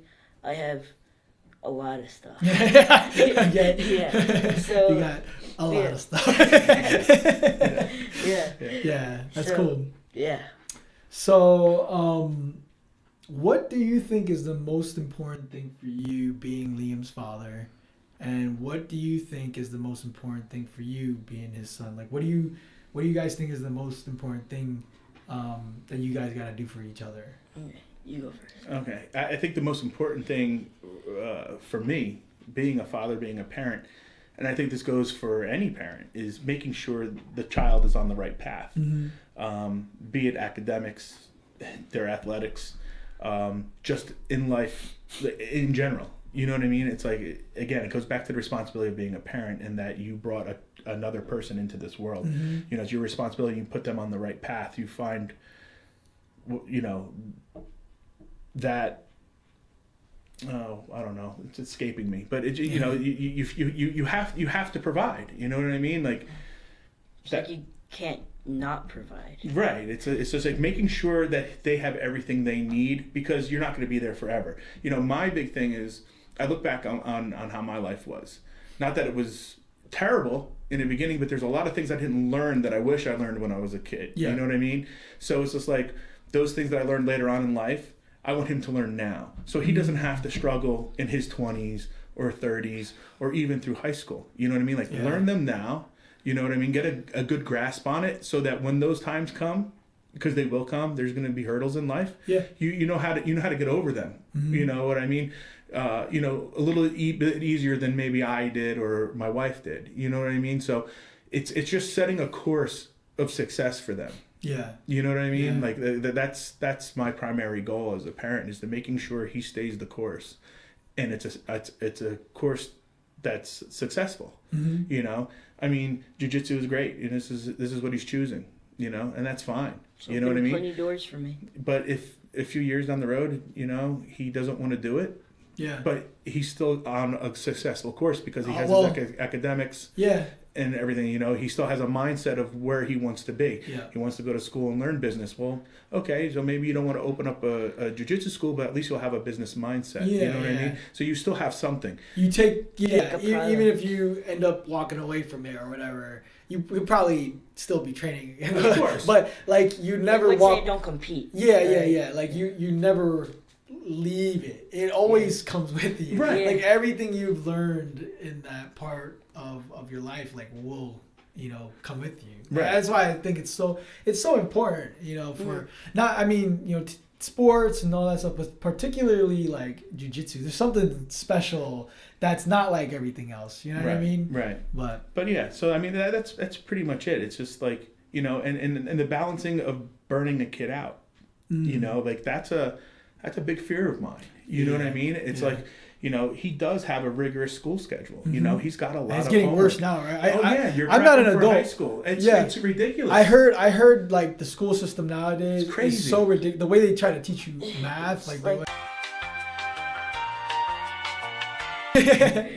No, it's a heavy workload for these kids. Yeah. I mean, a lot heavier than than when I had it, probably even when you had it. I mean, I'm a bit older than you. But, nowadays it's like, it's very heavy college prep. Interesting. You know what I mean? Yeah. It's like, or high school prep into college prep. I mean, there's some, he's learning math. Like he was learning math in 6th grade that I didn't learn until like 9th grade. Yeah. You know what I mean? 10th grade. Like it was crazy. We're learning like pre-geometry stuff in like pre-algebra 6th grade. stuff. Yeah. Well, no, we learned like a little bit of geometry. Yeah. I don't think I did geometry until like 8th grade. Yeah, they're a little bit more advanced. So it's like, or freshman or something like that. It's the burnout. I've seen kids academically burn out. Yeah. I've obviously seen kids athletically burn out, and it's finding that balance. You know what I mean? It's just he needs his downtime. You know what I mean? And a lot of people, ask like, wow, he trains a lot, during the week. And every day that we have a checklist, you know what I mean? It's just like, how are you feeling? Like, how's your schoolwork? If he's got a stacked schedule, he doesn't train. Wow. That's it. Like, there's been like 2 straight weeks that I didn't train. He couldn't because chapter tests coming up, park testing, everything. What is that? Park. It's called park testing. Yeah. Is that like the Okay. It's fun for state, like a state. Like government state stuff. The young SAT or something. Yeah, basically. It's goes on crazy. for Dude, like weeks. Yeah, I don't remember crazy. none of this stuff, man. Yeah, it's pretty crazy stuff. But so you have to have the balance, and he needs his downtime. He needs his social time with his friends as well. Yeah. You know what I mean? He needs to be that kid. Sure, rolling around's fun, but dude, like go. I have to have a social life. Go have fun, man. Go do something fun. Go to Great Adventure.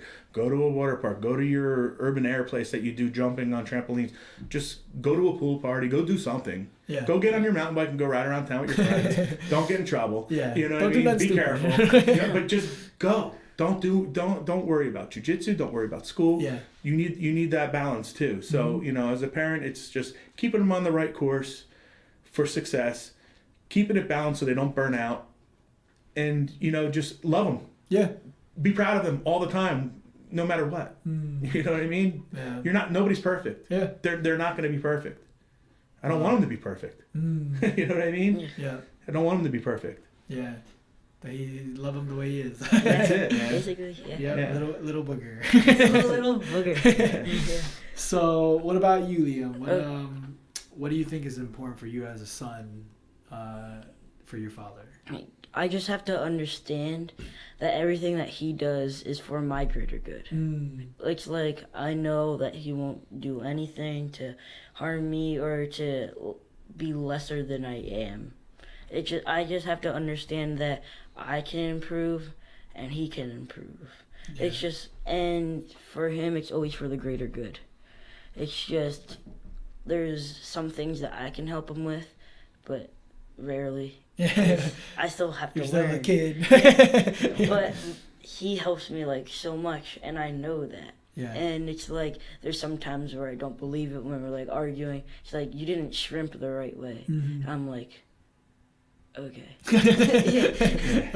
All right. Yeah. And then it's just like, why do you have to tell me about this stuff? And he's like, because I just want to help you. And I'm like, oh yeah. I'm just like, I just have to remember. He's not trying to be a bully. Exactly. Yeah. Yeah, exactly. So it all just comes down to him just like always helping me with everything. It's just like, for instance, it's like the new work that we have to do for math. Like, he's a land surveyor. He has to deal with crazy like math things. And if he doesn't know it, he finds a way to help me figure it out.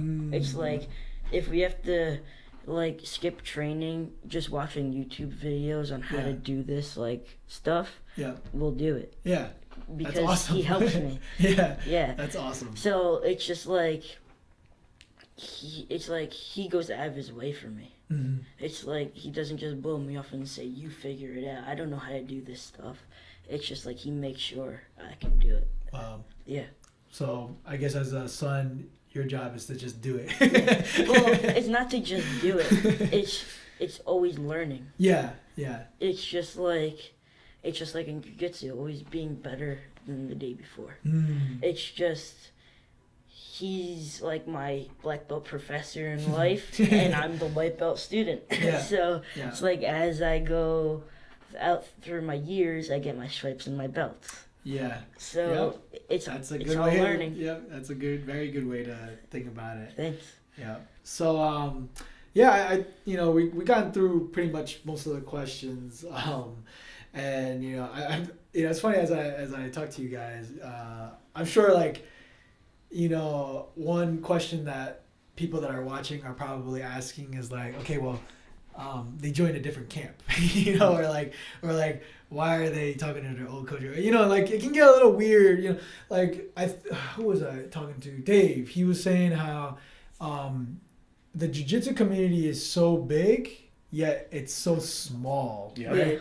Like we are we're around the world, right? There's Brazil, Europe, Asia, like America, like every continent. Yeah, we're everywhere. Thinkable. Yeah. There's probably somebody rolling in Antarctica. Who knows? Yeah, right? probably. So, In like Yeti suits. Yeah.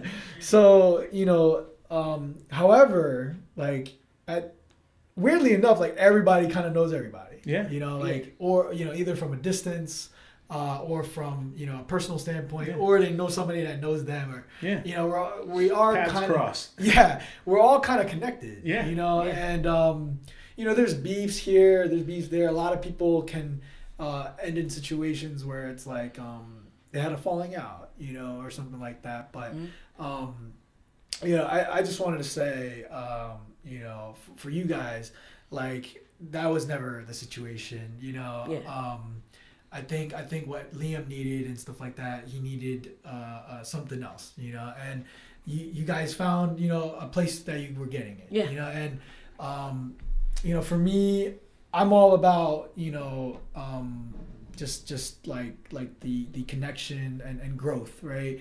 Where it's like, hey man, whatever you gotta do to be where you gotta go, like do what you gotta do. Yeah. It's like it's your journey. Yeah, it's your journey. You know, I am so appreciative that I got to be a part of it. Yeah. You know, and I know Brian, you know, he always thinks about you guys too, and he mentions you guys like, man, you know, kid's doing, you know, growing a lot, doing his thing, probably like getting older now, and you know, your voice is changing, and you know, we're thinking about you guys. Yeah. You know, you're still welcome to our gym at any time, man. Yeah. You just let us know. We think about you guys a lot too, man. Yeah. Like, that's Oh, one yeah. thing I teach him. I was like, never forget where you came from. Yeah, it's You know like, what I mean? It's like we talk about it all the time. Like his foundation was built there. Yep. If You know you what I mean? watch my IBJJF matches, it's literally Coach Brian's point system. Yeah. It's just like You never wow. forget it. You Yeah. know? Like Bry's, dude, he's a special coach, man. I've been to a lot of schools, and Brian's like, he's just, you know, Brian's gonna actually be the last episode. You know, I saved the best for last. Of course. You know, Brian is a significant piece of my life, and you know, he's very different from everybody else, and you know, it doesn't work for everybody. In you know, when it comes to like a personal thing or whatever, when it comes to like, you know, wanting to be the like a high level competitor or whatever. Well, I mean, I think that depends on the personality, right? Because he's had UFC fighters, he's had strike force guys, and he's been there, you know. And, he's been at the top. Yeah, and you know, I think it takes a certain personality to meld and have that, you know, and it's not, you know, it's just everybody's different, you know, and the vibe wasn't there, you know, it was, and then, you know, you kind of like, you know, you were saying it was like, man, there's something missing with you as a father and a son, you know, you're kind of getting too involved, you know, and you know, it kind of got a little crazy, you know. So it did. You know, and it's all understandable, man. We're all human beings, you know. And I think that's what Brian is so cool. You know, he's like, whatever, man, just do what you gotta do, you know. Yeah. And that's why I love Brian. I love training there, and you know, one thing you can't say, you know, with this gym is that we're family, man. Like, exactly. You go anywhere else, you're still welcome, you know. You know, as long as you don't do nothing stupid, you know, like something real stupid, you know. Yeah. But you know, our gym is a very special place, and you know, we have a lot of killers there as well. And you know, our kids program, like it's built like you were there, Pharrell was there, you know, and it's still building. It's It's like there was those kids that would just stay and do like. It's like we have this picture of all the kids that would stay lined up on the wall outside. And it was just like all the kids that built the program. Yeah, and they're still there. A lot of them are still building it. Not everybody's gonna be as ambitious as you are, you know, and that's just the reality of things. But You know, I'm hoping as you get older, you know, you'll come back again. We'll get the role. Yeah. Oh yeah. You know, and I get to, you know, escape all the stuff you're doing and beat you up. So, yeah. You'll get to see my fancy technique and just squash me. Yeah. So yeah, I'm looking forward to your evolution, your continued evolution. I want you to know that, you know, there are going to be tough times, right? Yeah. You are walking on a path that is very narrow. Yeah. There is not many that are traveling on this road, right?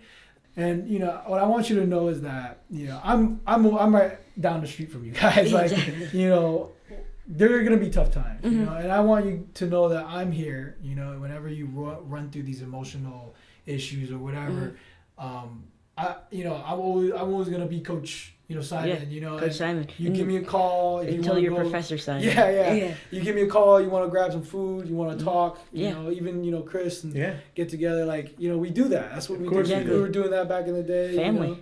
You know, and I want, you know, don't ever forget that.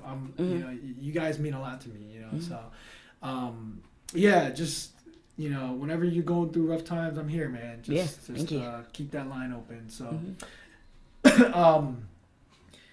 so before we close up, I always do this last segment, and you know. You start first because I talk fast. Yeah. What is something that's very quirky about you guys that most people wouldn't really know? Right? Like something about you that you do, something that you do, and maybe something that you do together. Yeah, can we do it like a whole and then separate? Yeah. Okay. We'll do one together, and then we'll do one thing that you do separately. Yeah. That's just like, I would have never guessed. Okay. So I'm curious to see what you think it is. Oh, for you? For both of us together. For both of us. What we do quirky together as a team. Okay. So yeah, so we play Fortnite together. Oh, are you serious? Yeah. Dude, that's funny, bro. He takes it so serious. No, are you serious? This kid has no idea, dude. I'm the master. Yeah. Okay, he's my protege. Yeah. All right, I'm the master. Who's better? Who's really better? Right. Come on, man. Dude, 30 kill games, Every bro. game. Dude, Alright. come on. 30 kill all day long. All day, son. He got 30 kills. Yo, that's Each funny. game. So you guys play Fortnite. This is what my rationale is. I don't get the number 30 next to the kill on Fortnite, but I look at it. If I shoot somebody in the game and they're knocked with a sniper rifle, in my book, they're dead. That's mine. They're dead, dude. Like, that's it. I've never played the game, Listen, so I don't know much you go about outside and it. get shot. No one's coming over and revive you. You know what I mean? Like you're knocked, you're dead. I'll knock 30 people in the game. They're dead to me. He's like, no, Dad, they're not. Like, dude, I got 30 kills. This kid will have like a 10 or a 12 first kill, and I'll have a 0. But I'm like, dude, I still got 30 kills. And he'll be like, yeah, I can't even play with you. So this is what he thinks. It's like, so in certain game modes when you have teammates, right? If you get, let's say you can have a maximum of 200 health. So you have 100 green health, which is what you start off with, and you can get shield. So that'll eventually like get you to 200 total. So let's say you get hit for like more than 200, right? And you're crawling on the ground trying to get over to your teammates, right? He thinks that, so let's say one of his teammates knock the person so they're crawling and he finishes them, he thinks he gets the kill. For sure. If you're crawling, dude, and then I end your crawling, you're dead. I tell you. So his analogy was that if someone breaks your legs with a bat, right, in the middle of the road, and then you run them over with the car, who gets the kill? Right? Yo, you guys are so funny. So that's our core thing.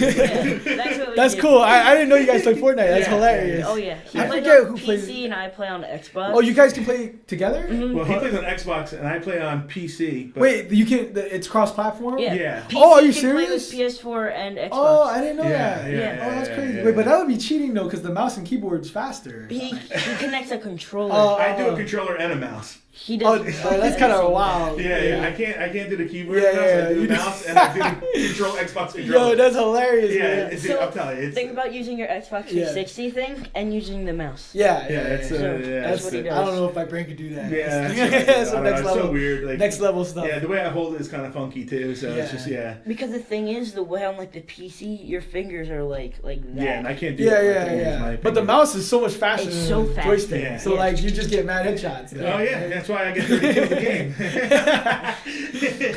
So I would see that. I would think that would be bad unfair, like because at least on X for them. They hate it's like at least if you play, everybody plays on a system, then it's like everybody has to use the same joystick, right? But Exactly. you play it on a computer and then you got like this elite keyboard and mouse. Exactly. And It's like your stuff. It's just you're like, thrashing everyone. Like, everyone's getting thrashed. Because the thing is, it's like you can't. Okay, so there's a party of 4, right? Yeah. So if you're a normal PC player, you can't just join an Xbox or a PS4 server. You have to be with a friend that's on one of those consoles. Oh, that's interesting. Oh, okay. Yeah, so you can't just go in and just kill everybody. Yeah. You have to be with someone from there. Oh, okay. See, I'm learning. I used to be heavy on those competition type, like, group battle games. Oh yeah, battle royale games. I'm not anymore. I mean, maybe when I'm getting like.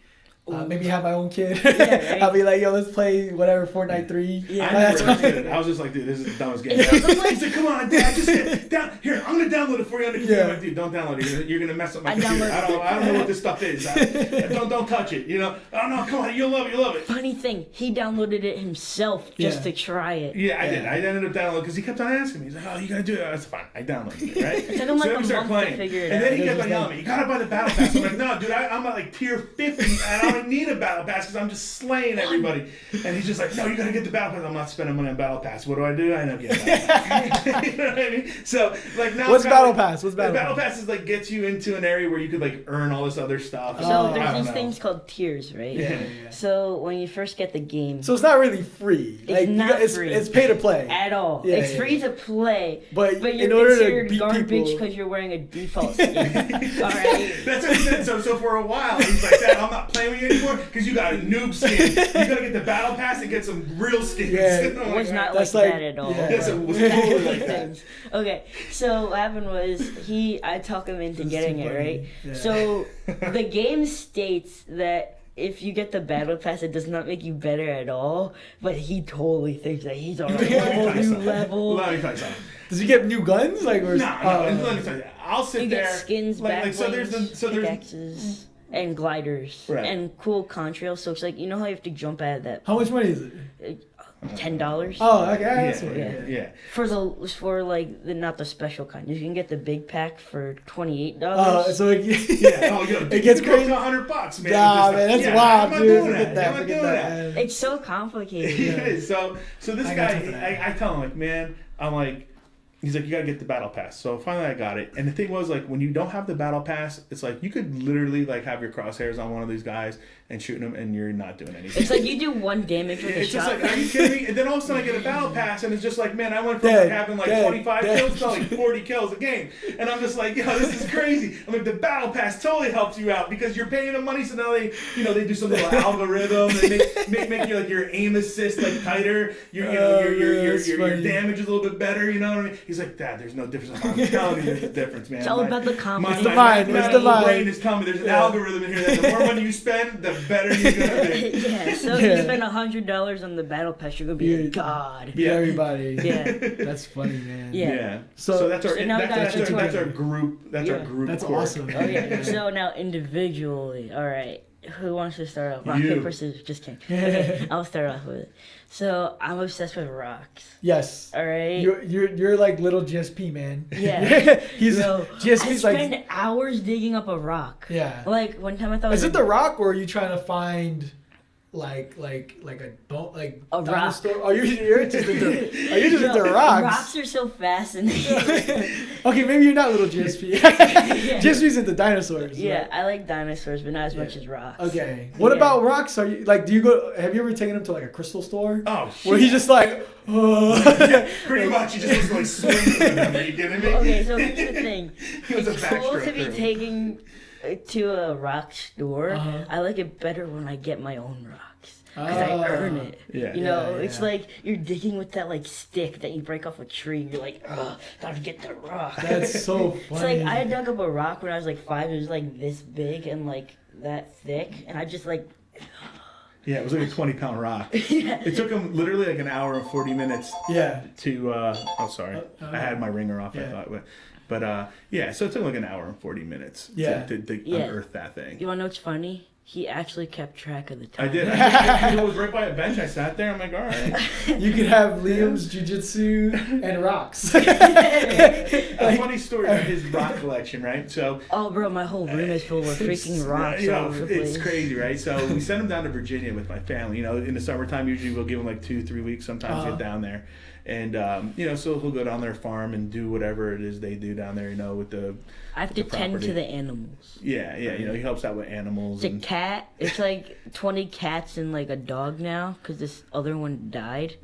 So it's me, 20 cats, my great grandma, my great grandpa, and my crazy grandma. Crazy grandma. I have a crazy grandma. So what happened was His mom. Yeah. I wonder where he gets it from.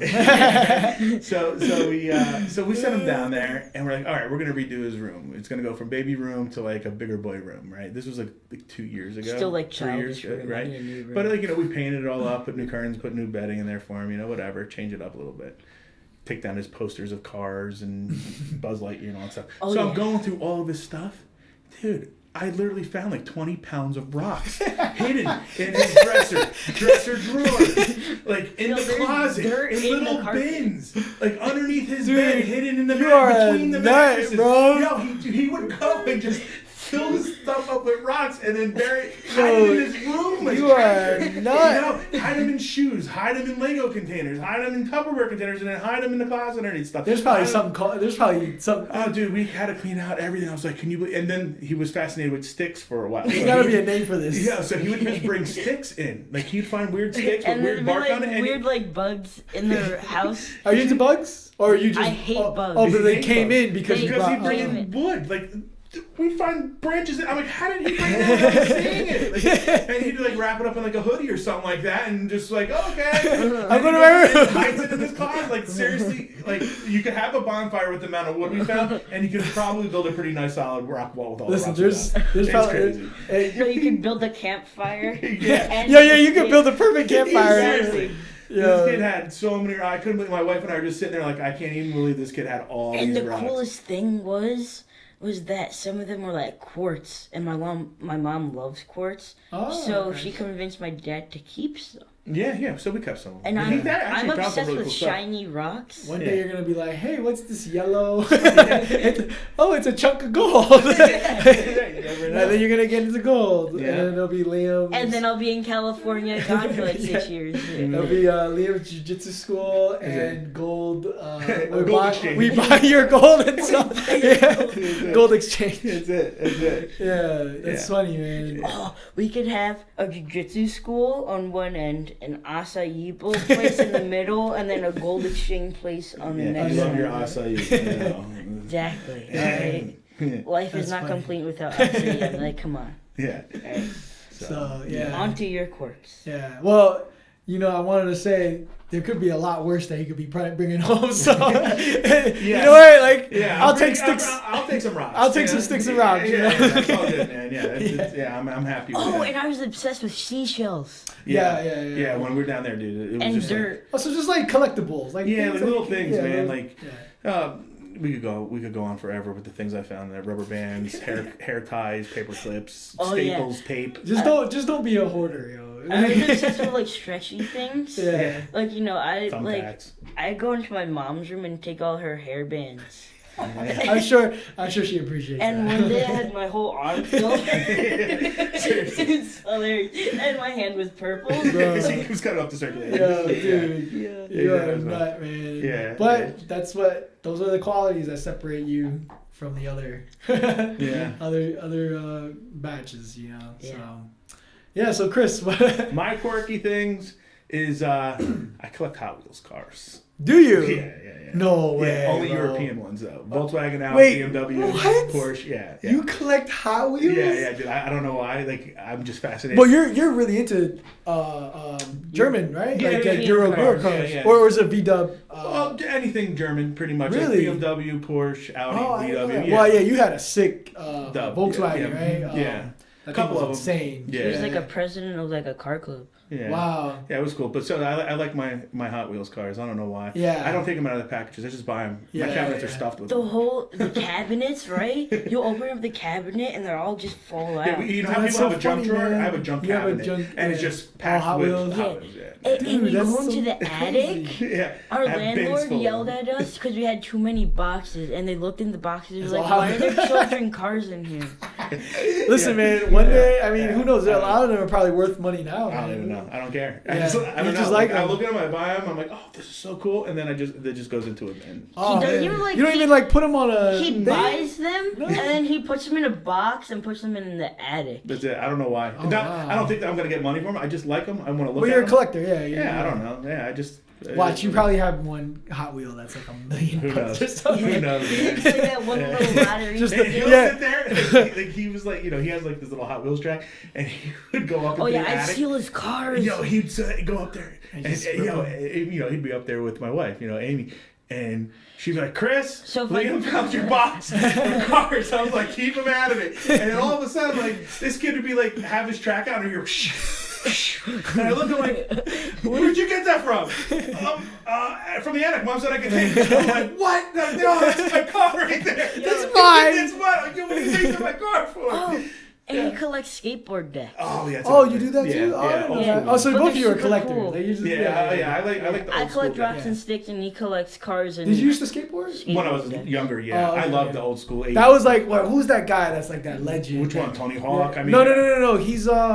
He's the one that does all the tricks. Not like on the pipe, but like he's like a tall, skinny white dude. but, Tanner Fox. I don't know. He's a lot older. He's probably like in the Rodney OG. Mullen. Yes. I mean, yeah, That's him, right? The for one that, Fireman like, guy. Yeah, the the Fireman one- guy that dances Yes, the word. Yeah, dude, that Rodney guy's like Mullen. a freaking Yeah, I like was Dex. magician, bro. Yeah, I was Like, Dex. It's crazy. Yeah. Yeah. I love all the old school decks. I collect Yeah. them all. Yeah. It's a different. It was like, I mean, I skateboarded for a little bit, maybe like a year. But that was like my adult life, and I just thought it was like an easier way Yeah. to travel. Yeah. But dude, like what I see like back in the day, it was a lot different from now. Like Oh the tricks and yeah. everything. Oh yeah, for sure. I mean, I grew up in the heyday of BMX skateboarding, Mm-hmm. surfing. You know what I mean? Like in the mid '80s, like growing up listening to Suicidal Tendencies, all kinds of punk Yeah. rock, stuff Yeah. like that. And Dan Hornacker, he's all into that, right? Dan Hornacker, yeah, for sure. Yeah. He's definitely into the music side of it for sure. But like learning how to surf down at Seaside Heights, where on Casino Pier when it was Yeah. there, you know what I mean? Dude, Like that's cool. they had Crazy. the skate park right there on the boardwalk. I remember going there when I was a kid. I'd go to Tom Grocholski's house, who skated for Vision at the time, in I North don't know Brunswick. those Yeah, people. these are all Yeah, old these school are legends. dudes. You know what I Yeah. mean? From back in the day that really like put skateboarding on the map. You Dude, know what I that's mean? awesome, And I grew man. up in that time, and I love it. You know what I mean? Like, Yeah. I still collect BMX bikes. I don't have any more. Many more, I should say. I still Yeah. have a few. I'm surprised you're like that would have probably He does. been He another- rides around on one of my red lines. Yeah. Yeah. I have taken that bike and I've deemed it mine. He's not allowed to sell it. Yeah. Or else I'll hunt the guy down and take it back. Yeah. Choke yeah. him out. Yeah, he likes the '80s bikes and everything. Like I had a couple of '80s freestyle Yeah. bikes and some race bikes I still have. But Wow, you could have went that way too, where he could have been like a high level skateboarding BMX guy. guy. Yeah. I mean, he was introduced to it. Didn't like it. I didn't force it. You know what I mean? Yeah. But those are. Oh, you did try it. Oh yeah, BMX, yeah. What really turned me off was I ran a kid over Oh my god. and he broke his Are arm. you serious? No, his leg. It was his leg. It was his leg. And You rolled and over? I sprained his arm. Yeah, It was the kid was his messed arm up. and his leg. He got like messed up. So he was coming down the first straightaway, right? And then there's like a set of jumps, like little what's that called? It was like rollers, yeah. It was like a set of Rollers. rollers, and the kid got squirrely and fell. Liam was Bro. behind him, and literally his Yo, I leg was was going on like- the bike, and Liam rolled right over it and just snapped it like a twig. Oh my god. Yeah, And and the kid's arm was rolled underneath him. And it wasn't this way, it was straight, and it just... Yeah. Oh, So like bad. a knee bar. He was screaming, and he was traumatized. He was like, I'm never doing this again. Yeah, no, he's but like, now I'm you're done. breaking limbs anyway. You go for arm bars. But and knee I bars. was like 6, so Yeah. I was like...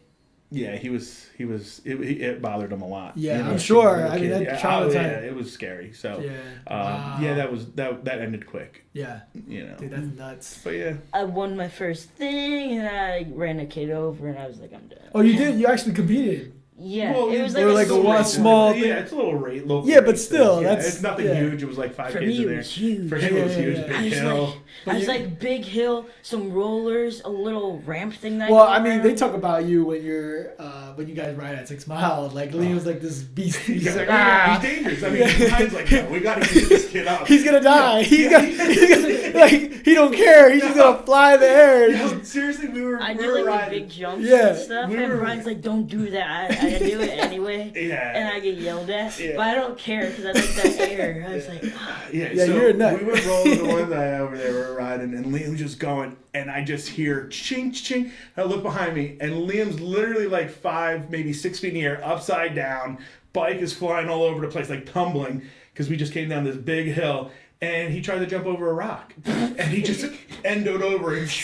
And I get up, I'm like, I'm good, let's go. Yeah, and Brian's like, all right, we gotta fix this. Like, you can't do it. So after that, it was full face helmet, chest protector. Full face. Seriously, everything. Well, yeah, man, you gotta now, protect yourself, yeah, dude. So now like, you see some of his videos from him riding mountain bikes. Now he looks like a stormtrooper from Star Wars. No, and not he's like- Stormtrooper, Halo guy. Yeah, Oh, yeah, yeah. It's funny, man, because he don't go. There's no. Well, I mean, you got. I mean, if you're trying to be a world champion, you gotta be careful, man. Yeah. Like, doing other things like Yeah, that's now a I'm a high whole risk. lot careful, Yeah. and my bike is way more updated. Yeah. Yeah. That's like dudes that like are high level competitors at something, and they're like, oh, I'm gonna go snowboarding, and then Yeah, it's like, they end up break their back or yeah, something. you're It's like your done. career's over. Yeah, sorry. Yeah, we gotta be very careful. Sometimes he's just like, I'm fine. I can Yeah. do this. Just let me go, Dad. I'm like, just don't get hurt, dude. Don't be stupid. That's Yeah. what Brian says. Well- Keep it simple, stupid. Don't do simple, nothing stupid. Right. You know. Yeah. So that's why, like, I remember BK's like, oh, you gotta get him on a motorcycle. I'm like, no, dude, you don't. On a dirt bike? Yeah. Oh heck no, bro. He wants me Yo, on a mountain Liam's a bike, he nut. wants me on a dirt bike. Yeah, Yeah. like, nah, dude. Dude, That's yeah. bad news for him. Yeah. So Brian's really, for those that don't know, we're gonna definitely talk about that. But he's really into motocross. Oh, God, like that's his other Yo, that's- black belt thing. Like he For real. loves That guy knows motocross. moto, man. Yo, that's a big dude. He's a big guy. That and can he ride, rips. though. He rips. Can Yeah. ride. He took me one time, and I never rode, and it was very different. Like I was like, dude, this is. I can see why this is exciting, but I know I'm gonna get myself killed, so I don't want to do this again. Man, I'm telling you, and to see him how he rides, because he showed me some of his videos jumping Yeah. some of like the Oh, doubles dude. and stuff. Yeah, I'm like, Ryan's bro, a there's beast, no way, man. Yeah. Like that's just crazy. Like, Yo, thinking about him now, he probably could hit that. I don't even want to Yeah, watch but it. yeah, I don't. Yeah, if that, yo, dude, you're nuts. I'd son. die. Anything he goes at, it's like 100%. Like we took him Yeah. bodyboarding. You Oh know, yeah, like, and I tried to go professional with it. like he said, "Yeah, I'm gonna go." Like, so this I is tried the to- funny story was, I tried to go on this big hurricane swell, Dude, you. and No. okay. let me just I'll tell the let story you because it's the go. funniest thing ever. So for the longest time, like my buddies and I would push him into waves and teach him how to like bottom turn. You know, he was riding a bodyboard, not standing up surfing, right? Yeah. So he had the fins and everything like that, and he would go and do his thing. So I one day used I'm to working, read. my buddy John's got him, and there's a hurricane Oh, yeah. south and everything like that, and I'm like, John, you gonna take him to the beach and I'll meet up with you there. So we go there. Well, I go there. I come over to Dune. It's like head high, foot over head. And I hitting see his head Liam high. like scratching over a wave. I'm like, what? And What I is see my he buddy doing? Brian was like, keep going. I'm like, what are you doing, dude? Never give him to John I'm like, ever "You again." Never. I'm like, John- what's going John- on? Then all of a sudden, like I see John like right next to him paddling, and Liam drops into this wave, just goes, and this thing I'm just goes like this, pumping. just goes, and he's just like. Just explodes. I just see the board go. I don't know where my kid is. He's getting like washing machine underneath the whitewater, and I'm just like, Oh my God! Like he was like 9 years old, 10 years old, and he's getting pushed out and like weighs like a foot and a half, 2 foot overhead. John lost all babysitting. Yeah, I'm like, dude, what are you doing? He's like, dude, he's so good, dude. He could power right into his own weights. I'm like, he's 60 pounds. Of course he can go into his own weight. Are you crazy, dude? Like, I don't even know if he can swim that good. Yet. Oh my like, God. He's like, he's good, man. He's got the leash on. I'm like, oh my God. The leash could drown me. Yeah. I'm like, oh Yeah, that's God. what I heard, right? But- Leashes could be more dangerous. Yeah, sometimes. Yeah, but. But it was So, on I don't my know, legs, so I'm good. Yeah. I don't know anything. No, it was about on, no, it was. Wait. You didn't have the long leash. You had the short. Oh, I had the one on my arm. Oh, It was yeah. like up here. Yeah, It was yeah, the super button. annoying, and I Yeah. hated it. I'm terrified of ocean, man. Like I Sharks. grew up on They're gonna eat you. Yeah, I grew up on Jaws, dude. And when I see the water, I just get this like that feeling, bro. And I'm just like, no, I'm not even dipping my toe in that thing. Like, I hate the ocean. I like the boardwalk, but I'm not a fan of the ocean. Yeah. So, so that was it. Like he'll just go. Like you don't care. So that's what I worry about. And I take video games like over seriously. It's like when like Pharrell comes over to my house and we play like COD together, like 1v1. Bro, I go so try hard. It's like crazy. It's Well, just dudes like, are making millions of dollars now. I know. For instance, like you know who playing Ninja esports. is? Ninja. Oh yes, yeah, he's like one of the best, right? I try to be like him. Yeah. I get 40 kills a game. Yeah. Fine, I get 50 kills. All right, I wipe out half the map. Yeah. Okay, so I go like try hard on everything I try to do. Yeah, that's It's like a like- whole nother level now. Yeah. With esports, where it's like GSP was talking about this on the Joe Rogan podcast, where he was like, "Hey man, who knows what happens in the future? We might not even be like fighting anymore. Everything might be electronic. Like we all doing things through digital. Right. You know, every sport will be digital. You know, but yeah, dudes are making crazy money doing that now. Yeah. So." But yeah, this was a very fun episode. Yeah, super fun. Yeah, it was good. It's good catching up. with Yeah, you. man, absolutely. You know, Yeah. we talked about a bunch of trying to get together for lunch and just schedules, but No, absolutely. I'm getting married, dude. Yeah, I know. It's so crazy right now. Oh But, yeah. it's not easy. Nah, yeah. Wow, you're getting married In September. In September. in man. September. Yeah. Oh my So god. it's gonna be a very packed 3 months. I'm actually trying to do 2 tournaments 2 tournaments? from now to Where are they? What are you doing? the grappling industries one. Okay. And, Okay, we're going to that one. I'm trying to sign. Well, I'm gonna sign up for Man of War, which is the dead serious super fights. Yeah. And see if I can get on that card. Nice, So nice. we'll see, man. I'm changing. You know, mentality's changing a little bit. At this point in my life, I just don't care. Like I'm just gonna go in there and do my thing. Do you your know? thing. That's it. I think, like you said, like one of my biggest struggles is my brain. Like I have this barrier when I compete where I'm just thinking way too much.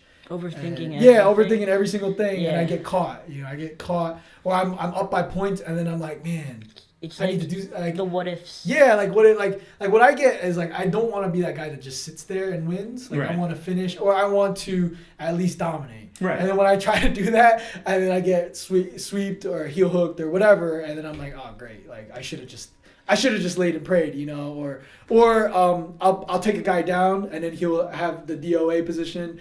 And then he's literally just hunting for my feet. Right. And like 2 minutes will pass. I'm like, yo, this is super boring. Like, and I'm looking at the clock. Like I'm up by points, and I could literally just keep my feet crossed the whole time and just sit here and win. But I'm like, I don't want to do that, man. Like, No. I want to that was my last one at the last grappling industries. Like, I was like, I'm gonna just try to escape because this is stupid. Right. So I turned my foot, and then I was like, oh, he got it, and I just Right. tapped. Yeah, I was I like, saw whatever. that clip. Whatever, man. It is what it is, dude. Like, like now, I'm gonna be a little bit more winning in focus, so I might not be, I'll probably be more focused on just getting the win now, but we'll see. I'm actually reading this book that someone recommended to me. It's called The Inner Workings of Tennis. Okay. And it actually changed. It's really helping me with thinking about it. It's about maybe it'll help you if you still struggle with it. But right now I'm in the chapter where it talks about self A and self B, and where self A is your conscious part of your brain that's like, oh, do this and do that and do this and do that, and then your part B is your subconscious that just does, right? It's when you like are on a tear and you're just killing it, Yeah. and like you're not even thinking about it, right? That's because your A is like so focused telling your B exactly what to do. It doesn't need to second guess. when you're like making mistakes is when you're trying to tell your A is like, oh, you have to do it this way, and then you have to think about doing it that way, and then when you think about doing it that way, it's too late, you know. Right. And then so I'm at that point where my A is speaking and my B is trying to catch up. Right brain, left brain. Yeah, yeah. Right. And then B, when you just let B go, you just tend to move and move and move, but you end up making mistakes along the way because you're just flowing. Yeah, you're just going. Yeah, you're just going. And not listening to A. Exactly. So there has to be a A. So the goal is to have your A that just tells you exactly this is what you need to focus on, and then your B will just do it. Right. So, You know, it's like ignore B and just have it. No. Your A needs use to them just both. go. Yeah. So You got. balance. Yeah, it has to Okay. be like a balance, and that's where I'm getting into the book right now, and that actually changed my whole like insight on how to like compete and like role competition wise. Right. Because I separated it so much. I was thinking like a lot of the things that I struggle with is like, you know, it's funny, like they call me like the nice guy or whatever. Like, Yeah. you know, For sure. I really get like when I'm competing, I'm still like, it's so weird. I'm in that coach's mentality. I'm like, oh, the guy, he should have did this. He should like, I'm thinking like what he should be doing going against me, and I'm like, what the heck am I doing? Yeah. And then like it's so weird, man. And like, yeah, I guess it's, you know, everybody has a different personality too. Like if you're more empathetic, like that book called, or song talks about, like when you're more empathetic, like you're a better coach, and when you're more selfish, you're a better competitor. Right. You know, and it's like, you know, how to meld the worlds together. It's really difficult. You know, Right. that's why you have so few great coaches and great competitors that are one. It's like those guys are a different breed. They're A and they're B combined. They have definitely some good balance, you know, and they can separate, man. They have that empathy part and the you know, selfish thinking, and you know, like they can turn it on and off. Oh, for sure. It's so crazy, man. Like that's the highest. Yeah, that's level, elite level, right? Yeah, there. elite level mental. Mentally. Yeah. So yeah, but you know, that's me just going on a rant about, you know, it's cool. My you know, challenges and what I'm trying to achieve for myself Of as course. a competitor and a that's fighter good. and all that. You know, and a coach, but yeah, man, it was such a pleasure having you guys. Thanks for having us, man. Yeah, this was fun, man. This was a blast. No, I you know, like I said, man, like you guys meant a lot to me. You took me to a lot of places, and you know, we shared a lot of times, man. Yeah, we did. You know, and Liam has been a constant place of inspiration for me. You know, because like I go hard, you know, and when I watch you go hard, like it makes me go harder. You know what I mean? Right.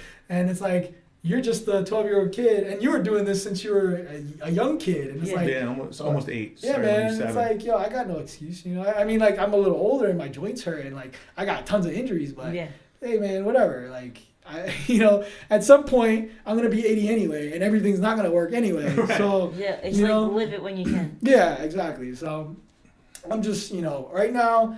My focus is just to compete as much as possible. I'm trying to do another MMA fight next year. I'm going to do a kickboxing fight at the end of this year. So I think, you know, it's funny, like you think like getting married would, you know, slow you down, but she's been so supportive. That's great. And I think, you know, it'll be good for me too, because I need somebody to help me stay consistent. Yeah. You know, yeah. I'm not women will do that. exactly. And I'm very not. I as a single dude just run around doing my thing, like, dude, like I'll be playing, you know, games or whatever, and I'm just like all over the place, like working, and I don't, you know, I won't know when to stop working. Like I have a very, you know, even though I get to work from home and I have a very blessed job, you know, situation with my job, it is a lot of work, man. Sometimes I'm rolling to jiu-jitsu late a lot, you know, because I'm like still working on assignment or something. Right.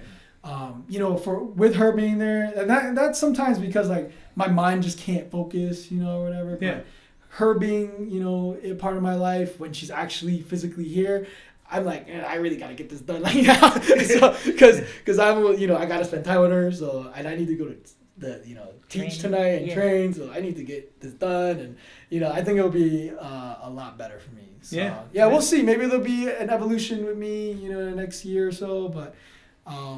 You know, I'm for me, it's all experimenting. I don't really care if I ever, you know, get to the highest level or not. I just want to put myself out there. If you're smiling, you're doing it right. Exactly. Yeah. I just want to have a good time, man. That's it. So you know, it's not about the medals. Yep. That's what we try to tell them. So yeah, I'm proud of you, man. Thank Keep you. doing what you're doing. Thanks. We'll see you at ADCC. You know, kicking everybody's butt. Yeah. And maybe Liam BJJ, Yeah, right. LJJ, and LJJ. Yep. Yeah. Yep. And then Papa Bear got your back. Oh yeah, You for know, sure. And you know, you can always reach out to me. You know, I'm Mhm. here for you, man. And it's a blast to watch you evolve. Thank you. So, thank you guys. Yeah. Thank And, you. Coach Simon, thank yeah. you. Pleasure as always, man. Absolutely. Get home safe, guys. We will. Oh yeah. All right, man. Thank you. All right. See All you. done. All right. All right. Oh, That was so cool.